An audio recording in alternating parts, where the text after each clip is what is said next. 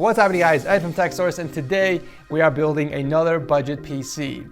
You know, I do a lot of regular ATX builds on the channel, but I haven't done a micro ATX build in such a long time. So I thought, why not change things up a bit? So the goal of this PC is very simple.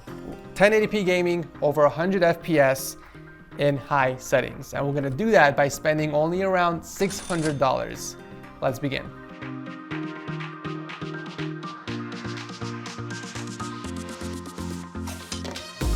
So if you clicked on this video, then you're probably into competitive gaming. Well, have you heard of War Robots? The super popular 6v6 tactical PvP shooter that's free to play on iOS and Android, who's also sponsoring this video. So you are the pilot who gets to control a giant mech and take it into battle against 6 opponents. Now each mech has pros and cons. Some are huge and powerful, while others are small and fast. So using the right mech for certain game modes and tactics will give you the edge against your opponents. If you guys download the game using my link below, you are not only helping support the channel, but you also get a Gareth robot with a unique skin, a full set of weapons, 100 gold and 400,000 silver. But if you download the game before May 21st, you will also get a cool robot with a legendary pilot on levels 10 and 23. What I like about the game are the graphics and the sound effects. And if you guys are into PvP games, then you're gonna love War Robots because it requires you to be tactical to win. Each mech has a primary weapon alongside special side weapons, which are limited in use. So it's really important that you use these at critical points during battle. That way you can take out your opponents and capture the objectives. You can even customize and upgrade up to 61 robots with 67 different weapons. So help support the channel and join the 150 million players worldwide that play the game, and download it for free by using my link in the description section.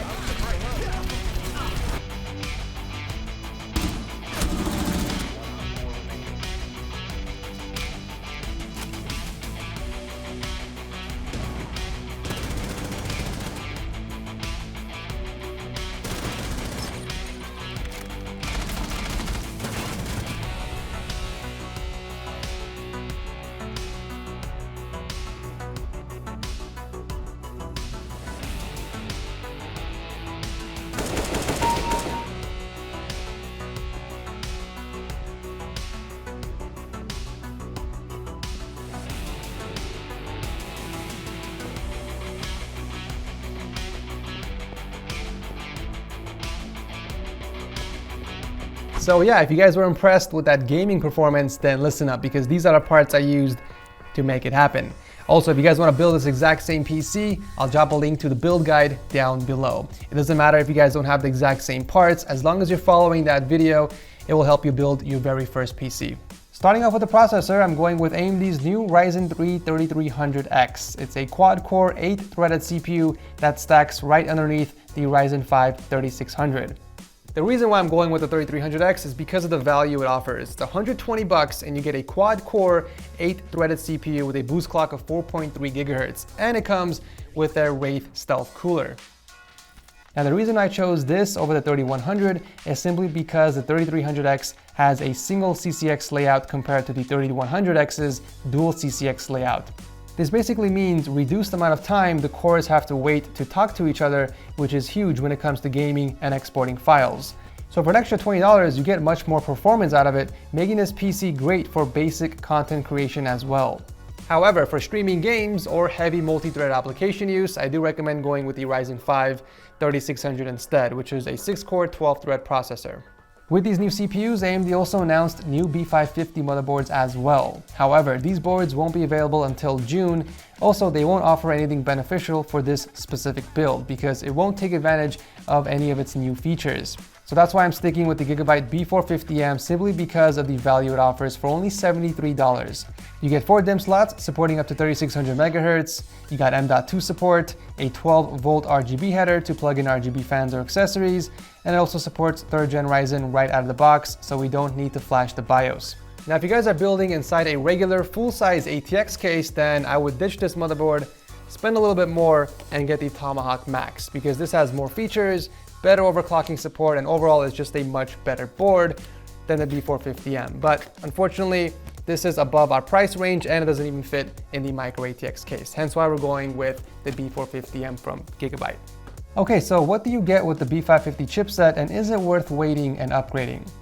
Well, for starters, you get PCI Gen 4 support for the 16 PCI lanes dedicated for the GPU and PCI Express expansion slots, and then 4 lanes that are reserved for the high-speed NVMe and SSDs. With that said, current GPUs won't see any noticeable performance gains with this upgrade. Where you will see a huge improvement in is NVMe SSD speeds. You also get upgraded USB 3.2 Gen 2 USB connectivity and future upgradability, because these will support desktop processors with Zen 3 architecture. So if none of that really matters to you and you want to save money, then you are better off staying on the B450 platform. For memory, we are going with 16 GB of the Patriot Viper Steel RAM with a CL timing of 17. These are currently the fastest RAM I could find that were in stock that cost $85. For storage, we're going with a 512 GB SSD from ADATA. Now this one is a little on the pricier side because it has DRAM. SSDs with DRAM perform faster overall than SSDs without DRAM, so you're expected to pay slightly more for them. If your workload requires a lot of transfer times and a lot of constant write performance, then it's beneficial to pick up an SSD with DRAM. For the graphics card, your options are either an RX 580 or the NVIDIA GTX 1650 Super for this budget. They both perform within 1% of each other when it comes to overall games, so it really comes down to preference at this point. The PowerColor RX 580 was the only GPU reasonably priced that was still in stock that didn't require me to sell a kidney. Otherwise, I probably would have picked up a GTX 1650 Super because I do like using GeForce Experience more. But whatever GPU you guys buy, make sure you're buying a GPU that performs the best on the games that you play. Some games are better optimized on specific cards. For example, the GTX 1650 Super does better on Rainbow Six Siege by an average of 10 FPS compared to the RX 580. But the RX 580 does better in Resident Evil 2 by the same amount. So make sure you research this and buy a card that gives you the best performance on the games that you play the most. Powering the entire build is a 600 watt 80+ bronze certified power supply from Cougar. I've used this in other builds in the past. It's super reliable and frankly I think is the best priced 600 watt power supply you can find on the market, assuming it doesn't go out of stock. The one thing I don't like about the power supply is the ketchup and mustard cables, but I did find a quick fix for it. I used some gaffer tape to hide the nasty cables, and I kind of painted the 24-pin cable as well. I used a thin brush and I painted over each cable individually, and it actually turned out really good. And finally, we are throwing all of this inside the DarkFlash DLM21. Now this case is starting to get really popular in the US because of how much it offers for the price. You get a good looking micro ATX case with a tempered glass panel, which swings open by the way, and you get 3 USB ports up top, great cable management support, and a PSU shroud. All of that for only 55 bucks. The main downside with this case is that it doesn't come with any fans, which honestly I prefer it because then you have the choice of adding in your own fans. That way everything matches inside your PC. Now since the case doesn't come with any fans, I decided to go with some RGB ones to kind of give it a bit of color. These cost $30 and you get 3 RGB fans. Now the reason why I went with these ones in particular was because of the high reviews and the fact that you don't need a fan header on your motherboard to hook them up. It actually comes with its very own fan hub, so all you would need to do is plug all the fans into it and then connect it to your power supply's SATA power cable. You can then control the lighting and the speed of the fans through the remote, and personally I think it makes the system look way cooler. However, if you're not into RGB and you want to save some money, I highly recommend buying these from Amazon instead, which I think is currently the best value you can find when it comes to case fans. You get a total of 5 120mm fans for only $17. That is an insane deal.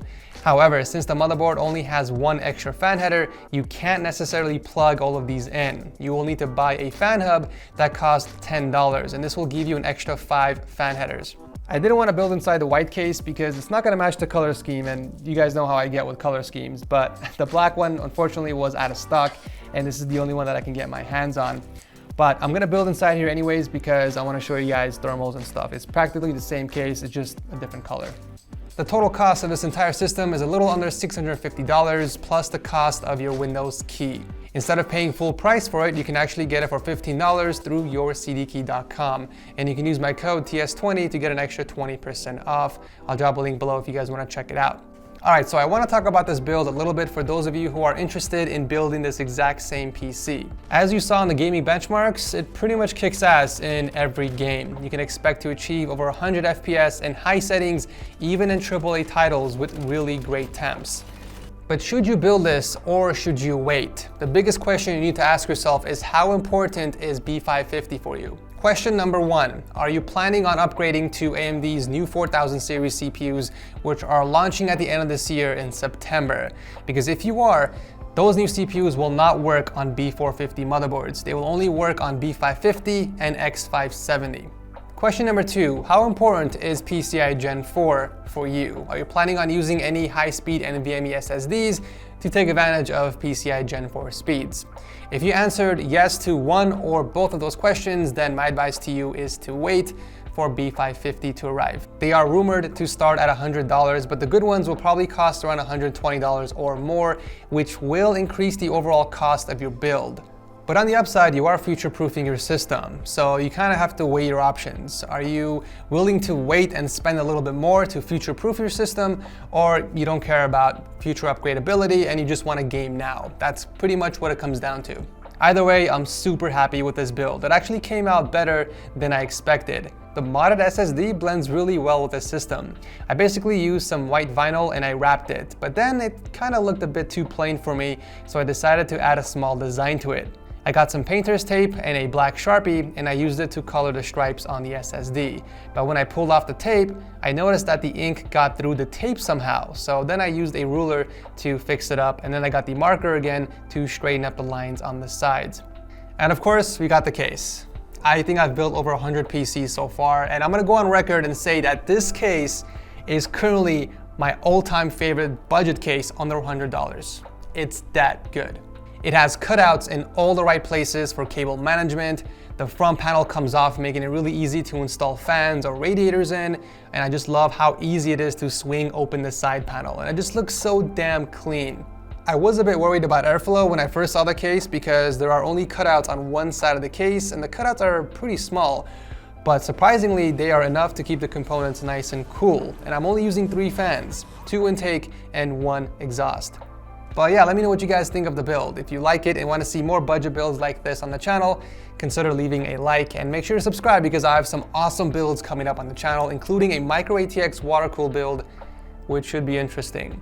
I'll go ahead and drop a link to all the parts I used in the build down below, of course, and if some parts are sold out, I will leave alternative links as well. That way you can get the same performance without spending anything extra. I'll be beautiful nose hairs as always. Thank you guys so much for watching. I will see you guys very soon in the next one.